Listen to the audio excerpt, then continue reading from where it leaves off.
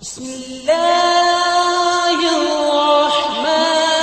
الرحیم۔ آج کی یہ مجلس اور آج کی یہ جو گفتگو ہیں وہ اسپیشل عورتوں کے لیے ہیں۔ تمام ناظرین سے درخواست کرتا ہوں کہ ہماری اس ویڈیو کو، اپنے گھر کی مستورات کو اور سب کو اس ویڈیو کو ضرور دکھائیں،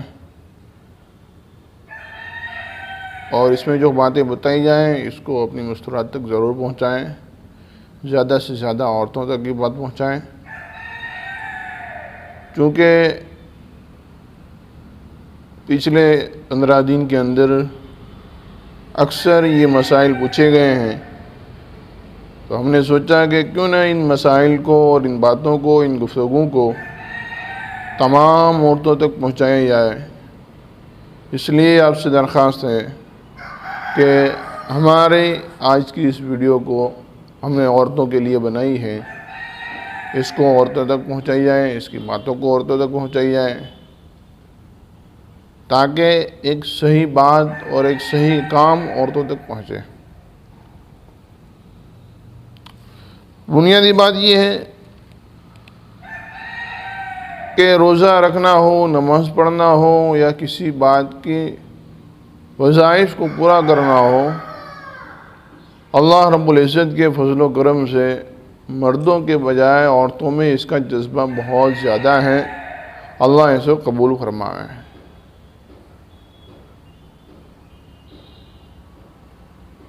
شوال کے 6 روزے ہیں، مردوں کے بجائے عورتوں میں اس کا اہتمام زیادہ ہے، جس کو شاید کے روزہ کہتے ہیں۔ اسی طریقے سے دوسرے نوافل روزے ہیں، اور ایسے ہی نمازوں کا اہتمام ہے، مردوں کے بجائے عورتوں میں زیادہ ہے، اور اذکار، تسبیحات اور دوسرے معمولات، ان کا پڑھنے کا اہتمام بھی عورتوں میں زیادہ ہے۔ لیکن دراصل بات یہ ہے کہ ان عورتوں تک یہ مسائل پہنچتے نہیں ہیں، اور ان چیزوں کی حقیقتیں پہنچتی نہیں ہیں۔ بس ان کو کوئی عورت کہہ دے وہ شروع کر دیتے ہیں۔ تو سب سے بنیادی بات یہ ہے کہ جب تک کسی وظیفے کا یا کسی تسبیح کا اپنے مقامی کسی عالم سے تصدیق نہ ہو، تب تک اس کو اپنی زندگی میں عمل میں چالو نہ کریں۔ جب تک کسی عالم سے تصدیق نہ ہو، مقامی عالم سے، بڑے اچھے عالم سے تصدیق نہ ہو، تب تک اس پر عمل نہ کریں۔ آج یہ ہو رہا ہے کہ واٹس ایپ کے اندر اور یوٹیوب کے اندر جو بھی کوئی آتا ہے اپنے اعتبار سے کچھ نہ کچھ وظیفے لا کے کھڑا کر دیتا ہے، کچھ نہ کچھ تسبیحات اور اذکار جو ہے وہ کھوڑا شروع کر دیتا ہے۔ واٹس ایپ کے اندر جو آتا ہے وہ لکھ کے ڈال دیتا ہے، اس کو پڑھو، اتنی مرتبہ پڑھو۔ اور بعض تو ایسی شرارتیں کرتے ہیں کہ اس کو جو پڑھے گا اس کو یہ فائدہ ہوگا، اور نہیں پڑھے گا اس کا یہ نقصان ہو جائے گا۔ اس کو آگے شیئر کرو گے یہ فائدہ ہوگا، نہیں کرو گے تو یہ نقصان ہو جائے گا۔ تو میں ان حضرات سے کہنا چاہتا ہوں، میں عورتوں سے آپ سے درخواست کرنا چاہتا ہوں کہ دیکھو، واٹس ایپ کے ذریعے سے یا فیس بک کے ذریعے سے یا یوٹیوب کے ذریعے سے یا کسی چھوٹی موٹی کتابوں کے کسی عورت کے دے دینے سے کسی ذکر کے، کسی اذکار کے ڈائریکٹ اپنی زندگی میں شروع نہ کریں۔ نفلی روزوں کے اہتمام ہیں تو وہ بھی اپنے مقامی علماء کرام سے پوچھ کر اس کی اپنی زندگی میں شروع کریں۔ ابھی گزشتہ کل ہمارے ایک دوست نے ہمیں مسئلہ پوچھا کہ ہماری والدہ ہیں، بڑی بوڑھی ہیں، تقریباً 70 سال قریب اس کی عمر ہے۔ اب کہہ رہے ہیں کہ 2 مہینے تک انہوں نے روزے رکھے، اور اب وہ بیمار ہو گئی اور اب رمضان کے روزے اس کے چھوٹ رہے ہیں۔ پچھلے 2 مہینے کے جو روزے رکھے ہیں، ٹھیک ہے، ثواب کا کام ہے، منع نہیں ہے اس سے، لیکن ہم اپنی قوت کو، اپنی طاقت کو، اپنی عمر کو ذرا اپنے سامنے رکھیں اور دیکھیں کہ کیا مجھ سے یہ چیزیں ہو سکے گی، ایک ساتھ 3 مہینے کے روزے میں رکھ سکتی ہوں، ان چیزوں کا پورا خیال رکھیں۔ اب 60-70 سال کی عمر ہے، 2 مہینے تک روزے رکھیں، رمضان شروع ہوا اور بیمار ہو گئے۔ اب وہ روزہ رمضان کا، کہ اگر رمضان کا ایک روزہ بغیر عذر کے چھوٹ جاوے تو پوری سال روزہ رکھنے کے باوجود رمضان کے روزے کے برابر فائدہ نہیں ہونے والا۔ اتنی فضیلت والا، اتنا فائدہ والا، اتنے ثواب والا روزہ ہمارا چھوٹ گیا۔ کیوں چھوٹا؟ کہ ہم نے پیچھے 2 مہینے تک روزے رکھے ہیں۔ اللہ کے پیارے حبیب صلی اللہ علیہ وسلم جو ہیں وہ روزانہ دعا کرتے تھے۔ اللہ کے پیارے حبیب صلی اللہ علیہ وسلم روزانہ رمضان سے 2 مہینے پہلے سے دعا کرتے تھے، اے اللہ مجھے رجب اور شعبان میں برکت عطا فرما، تندرستی عطا فرما، اور اے اللہ رمضان تک صحیح سلامت پہنچا دے۔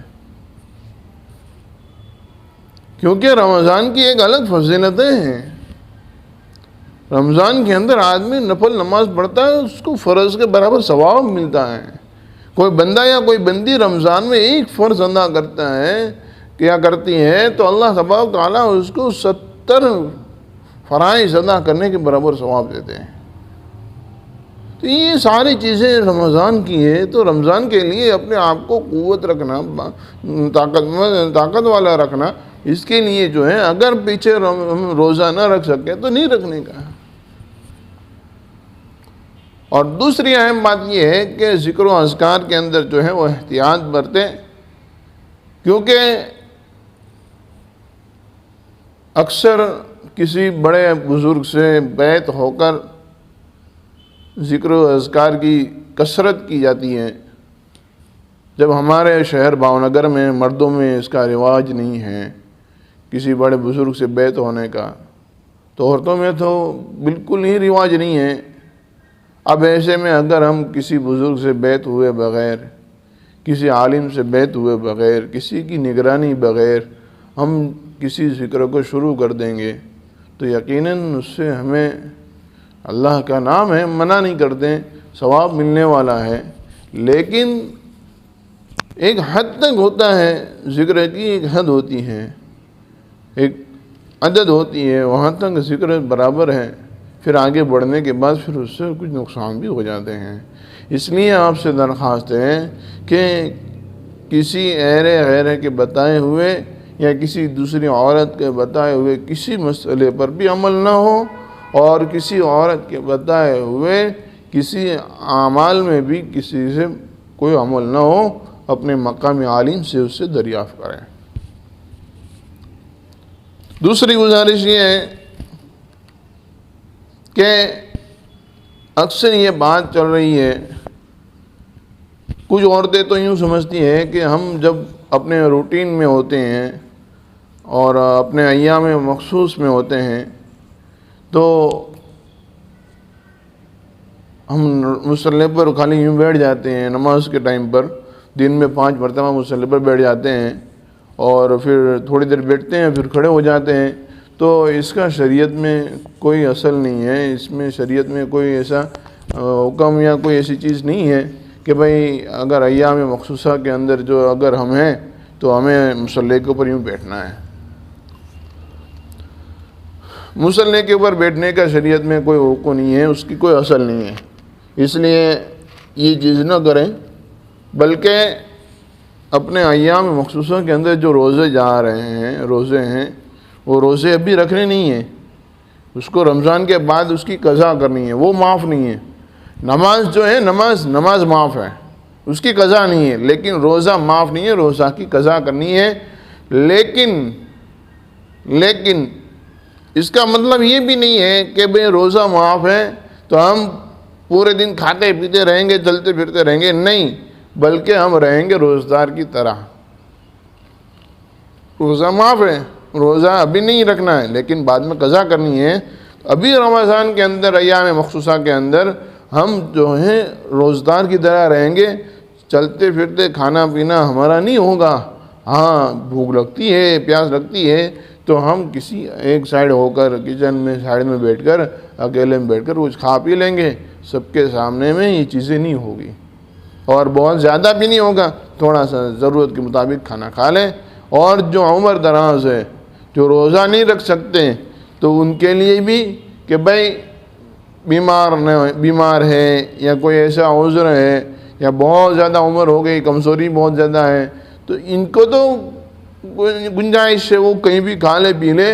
لیکن جو بیمار نہیں ہے، عمر نہیں ہے، کوئی ایسا عذر نہیں ہے، خالی اپنے ایام مخصوصہ میں ہونے کی وجہ سے ان کے لیے ضروری ہے کہ وہ روزدار کی طرح رہیں،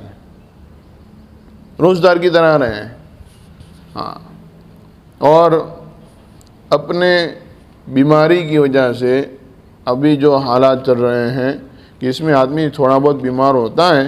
اور پھر وہ احتیاط نہیں برتنا، وہ زیادہ بیمار ہو جاتے ہیں، تو ڈاکٹر کی صلاح مشورہ لیں، وہ کہیں روزہ رکھنے کو تو روزہ رکھیں، اگر نہ کہیں تو روزہ بالکل نہ رکھیں، کیونکہ صحت کا دھیان رکھنا بھی فرض ہے،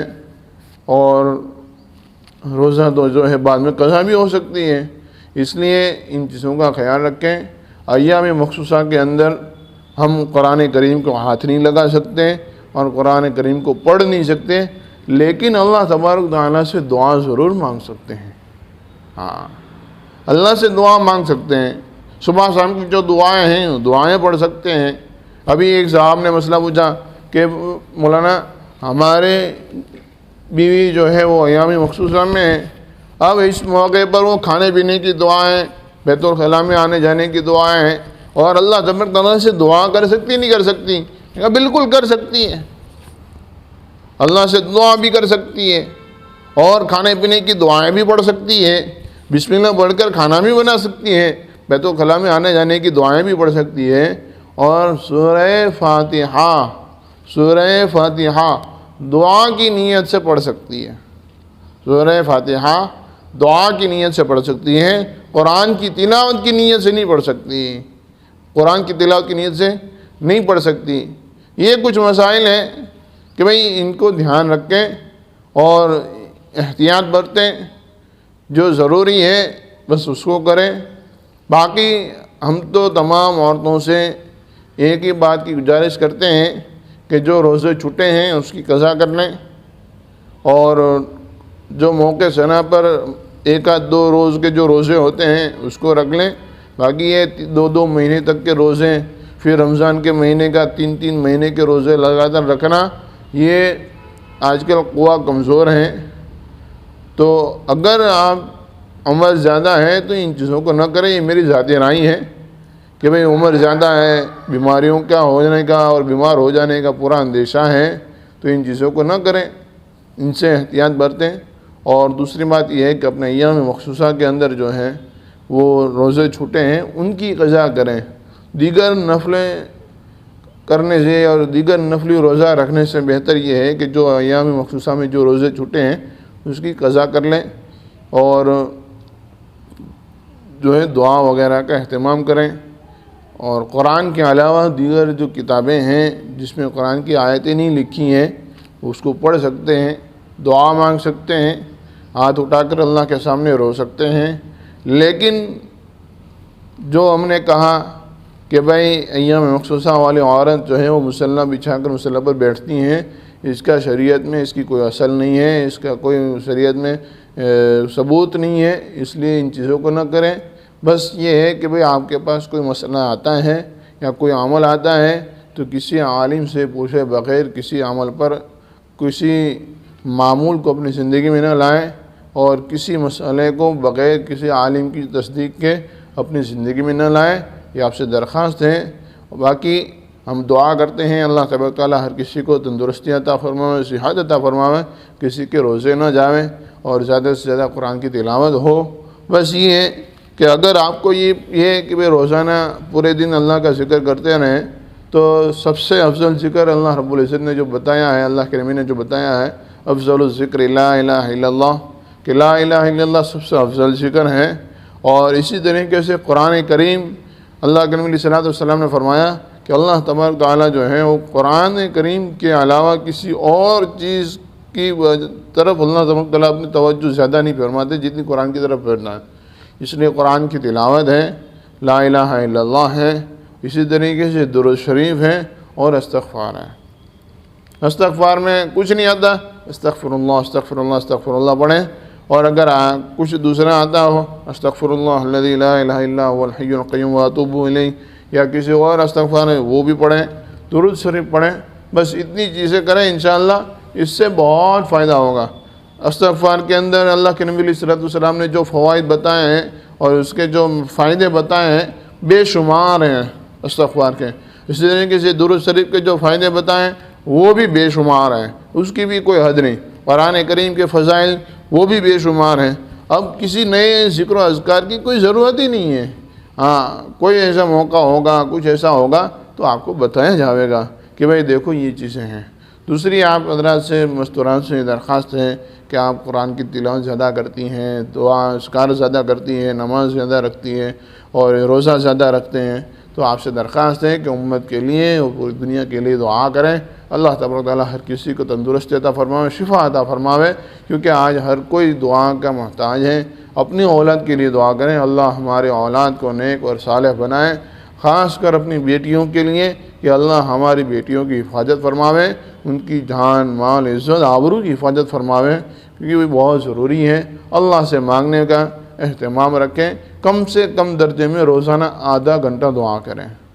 کم سے کم درجے میں روزانہ آدھا گھنٹہ دعا کریں، اور اس کے اندر کرنا کچھ نہیں ہے، ہر نماز کے بعد 5 منٹ دعا کر لیں، 5 ٹائم کی نماز ہے، آدھا گھنٹہ دعا یوں ہی ہو جائے گی۔ اللہ تبارک تعالیٰ سے دعا ہے، اللہ تبارک تعالیٰ ہم تمام کو عمل کرنے کی توفیق عطا فرمائے، آمین یا رب العالمین۔